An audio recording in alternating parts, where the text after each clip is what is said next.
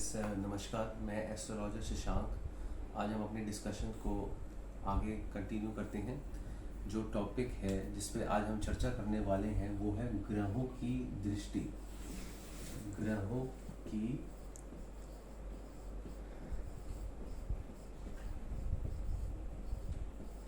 दृष्टि।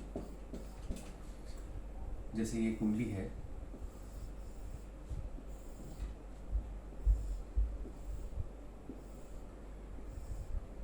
कुंडली के अंदर 12 भाव होते हैं, 9 ग्रह होते हैं। 1 2 3 4 5 6 7 8 9 10 11 12। ठीक है, तो इसमें जो 9 ग्रह होते हैं, अब इन ग्रहों की दृष्टि के बारे में हम बात कर रहे हैं। सबसे पहला जो पॉइंट है, सभी ग्रहों की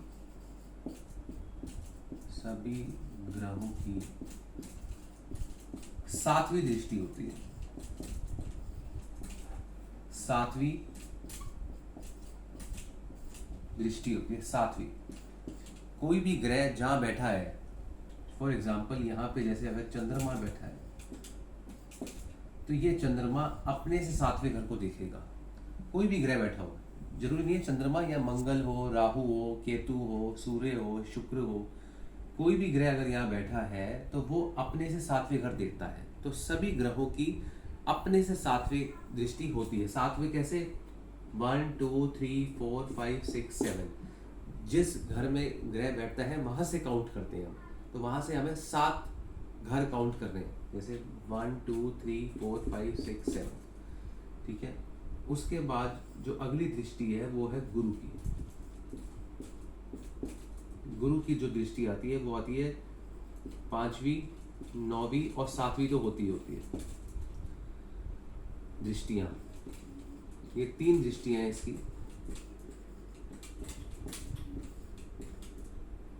कैसे मतलब? जैसे देखिए ये कुंडली है,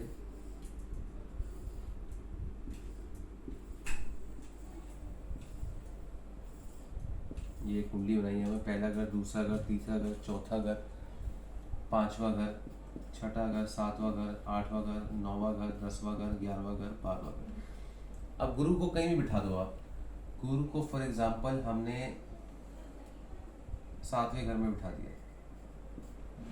ठीक है, अब इसकी सबसे पहले 5वीं दृष्टि है।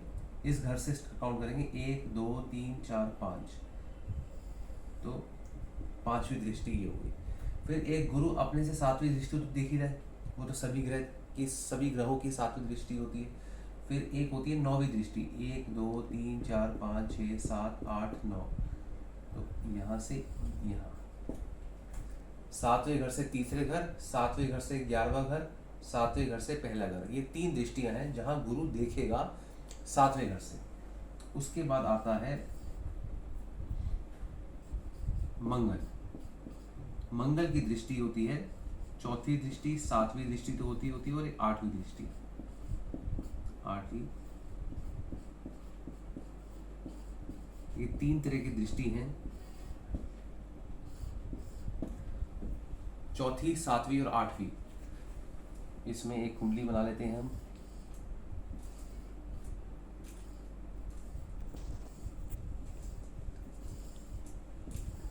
जैसे ये पहला घर, दूसरा घर, तीसरा घर, चौथा घर, 5वां घर, छठा घर, 7वां घर, 8वां घर, 9वां घर, 10वां घर, 11वां घर और 12वां घर।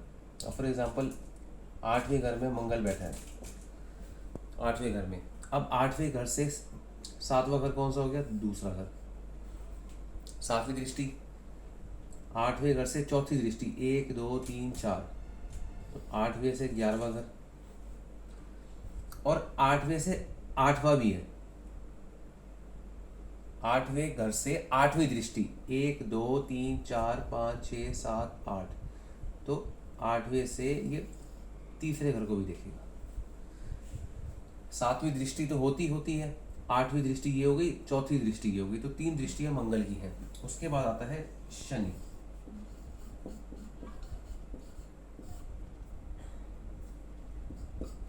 शनि की जो दृष्टियां हैं वो होती हैं 3री, 7वीं और 10वीं।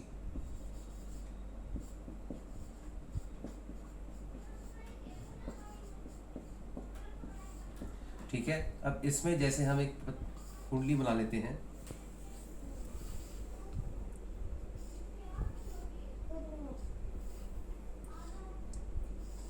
इसमें जैसे एक कुंडली बना लेते हैं, 1 2 3 4 5 6 7 8 9 10 11 12। अब जैसे फॉर एग्जांपल शनि यहाँ बैठा है लगन में, तो यहाँ से 7वीं दृष्टि तो देगा ही देगा वो। फिर यहाँ से तीसरी दृष्टि 1 2 3, और यहाँ से 10वीं दृष्टि 1 2 3 4 5 6 7 8 9 10, तो यहाँ से यहाँ, तो 3 दृष्टियां हुई, तीसरी दृष्टि, 7वीं दृष्टि, 10वीं दृष्टि।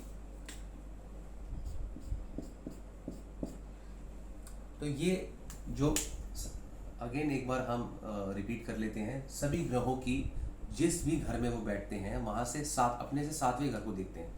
उसके बाद आता है गुरु की 5वीं दृष्टि, 9वीं दृष्टि, 7वीं दृष्टि, मंगल की 4थी दृष्टि, 7वीं दृष्टि, 8वीं दृष्टि, शनि की 3री दृष्टि, 7वीं दृष्टि, 10वीं दृष्टि।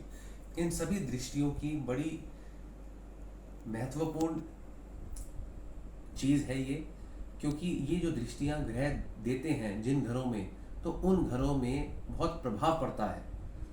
वो कुंडली में हम देखेंगे कि ये ग्रह या तो शुभ है या अशुभ है। शुभ अशुभ के हिसाब से उन दृष्टियों का, जिन भी घरों में इनकी दृष्टियां पड़ रही हैं, उस हिसाब से इन ग्रहों का प्रभाव पड़ता है। और कुंडली का आकलन करने के लिए ये दृष्टियां बहुत जरूरी हैं, तभी हम एक प्रॉपर एनालिसिस किसी भी पत्री की कर पाते हैं। तो ये एक बहुत इम्पॉर्टेंट टॉपिक है। आशा है आप सबको ये समझ आया होगा। तो चैनल को ज़रूर सब्सक्राइब करिए, वीडियो को लाइक करिए, ताकि फर्दर वीडियोस आप देख पाएँ और जो वैदिक ज्योतिष की जो छोटी छोटी जानकारियां हैं वो आपको मिल पाएँ। और सभी वीडियोस को ध्यान से देखिए ताकि वैदिक ज्योतिष का एक ओवरव्यू है वो आप सबको समझ आ पाए।